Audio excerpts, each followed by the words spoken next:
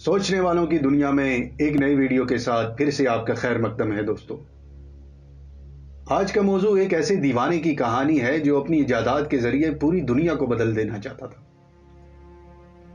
इस मौजिद का नाम था निकोला टेस्ला और इसी के नाम पर दुनिया के अमीर तरीन शख्स यानी इलॉन मस्क ने अपनी इलेक्ट्रिक कार कंपनी का नाम टेस्ला रखा है। और ये इलेक्ट्रिक गाड़ियां ना सिर्फ ऑटो इंडस्ट्री बल्कि जीरो कार्बन ट्रांसमिशन के जरिए इंसान का मुस्तकबिल भी बदल रही है। दोस्तों, निकोला टेस्ला 10 जुलाई 1856 को ऑस्ट्रियन एम्पायर के शहर स्मीलियान में एक गरीब पादरी के घर पैदा हुआ जिसका नाम मिलोटिन टेस्ला था। यह बहुत ही ज़हीन बच्चा था दोस्तों, जिसने आने वाली जिंदगी में बहुत सी इजादात की जिनमें अल्टरनेटिव करंट और इंडक्शन मोटर काबिल जिक्र हैं, क्योंकि इनको मॉडर्न टेक्नोलॉजी की मां कहा जाता है।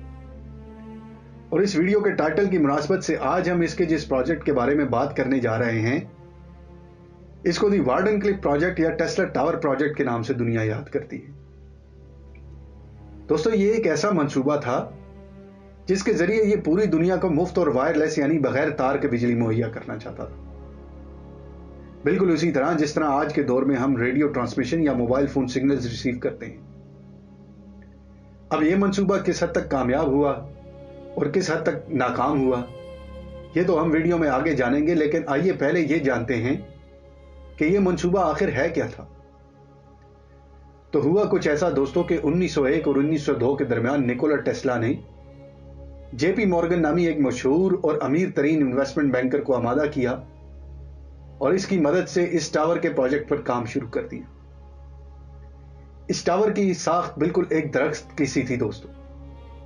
इसका दरमियानी स्ट्रक्चर लकड़ी का था जिसके ऊपर तकरीबन 55 टन का एक मेटल कंडक्टिव मटेरियल लगा हुआ था और जमीन के अंदर कई मीटर तक एक शाफ्ट यानी रॉड था जिसके साथ जड़ों की तरह का कंडक्टिव मटेरियल अटैच था। टेस्ला टावर के ऊपर नस्ब ये 55 टन का लोहे का यानी मेटल का स्ट्रक्चर आसमानी बिजली स्टोर करने की सलाहियत रखता था और लॉन्ग आइलैंड नामी जगह जहां पर यह टावर नस्ब था पूरे अमेरिका में इसलिए मशहूर था कि यहां मौसम धूप की निस्बत गरज चमक वाला ज्यादा रहता था।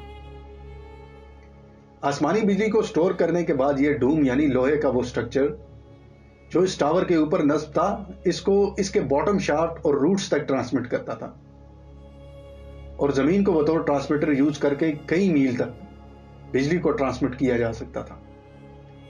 यानी इस टावर के कैपेसिटी रेडियस में जितने भी लोग रहते हों 20-30 किलोमीटर तक, तमाम के तमाम को उनकी जमीन में एक सिर्फ छोटी सी डिवाइस इंस्टॉल करना थी और उनको इस टावर के जरिए फ्री बिजली, रेडियो, ऑडियो और पिक्चर ट्रांसमिशन की सहूलियत हासिल हो सकती थी।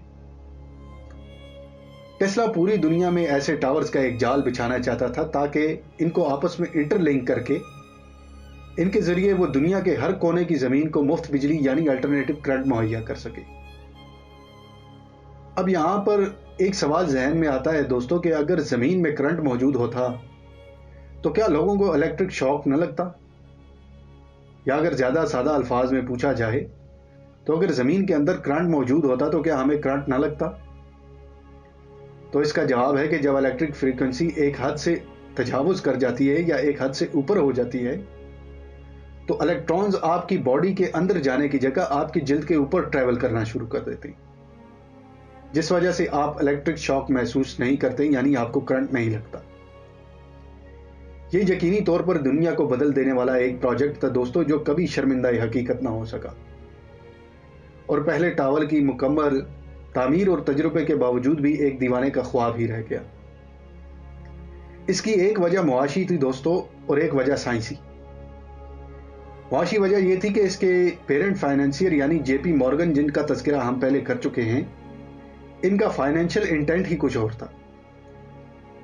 जेपी मॉर्गन ने इस प्रोजेक्ट को प्योरली कमर्शियल बेसिस के ऊपर फाइनेंस किया था और वो चूंकि एक बैंकर था इसलिए वो क्रॉस अटलांटिक रेडियो कम्युनिकेशन में ज्यादा इंटरेस्टेड था और वो चाहता था कि टेस्ला इस टावर को ऐसा बनाए जिसको रेडियो कम्युनिकेशन के लिए यूज किया जा सके ताकि वो अपने बैंकिंग नेटवर्क को अक्रॉस यूरोप ज्यादा मजबूत और एफिशिएंट कर सके। लेकिन जब टेस्ला ने इसको इस प्रोजेक्ट के प्राइमरी फंक्शन के बारे में बताया कि ये तो अवामुन नास को मुफ्त बिजली फराहम करेगा, तो इसी दिन से जेपी मॉर्गन ने इस प्रोजेक्ट को फंड करना बंद कर दिया, जिस वजह से यह प्रोजेक्ट एक्सपैंड न कर सका। और दूसरी यानी साइंसी वजह यह थी दोस्तों कि टेस्ला की इस इजाद को द लॉ ऑफ नेचर के ऐन खिलाफ समझा जाता है। वो जमीन को एज अ होल बतौर ट्रांसमीटर यूज करना चाहता था, जो फिजिक्स की रूह से बिल्कुल गलत है, क्योंकि मिट्टी बतौर कंडक्टर काम करने के लिए जानी जाती है, ना कि बतौर ट्रांसमीटर। अब आखिर में यह ख्याल जहन में आता है दोस्तों कि आया इस टावर की कभी दोबारा तामीर की जाएगी, या टेस्ला का यह आइडिया कभी मुस्तकबिल में प्रैक्टिकल हो सकेगा? तो इसका जवाब तो हमें मुस्तकबिल ही दे सकेगा दोस्तों, लेकिन आज तक इसके लिए जितनी भी ट्राइज की गई हैं, सबका कोई खातिर ख्वाह नतीजा नहीं निकल सका। तो अगर आपको ये वीडियो इंफॉर्मेटिव लगी दोस्तों, तो हमारे चैनल को सब्सक्राइब कीजिए, ताकि आपको आइंदा भी ऐसी इंफॉर्मेटिव वीडियो मिलती रहे। अगली वीडियो के साथ फिर मुलाकात होगी, तब तक के लिए अपना ख्याल रखिएगा। खुदा हाफिज।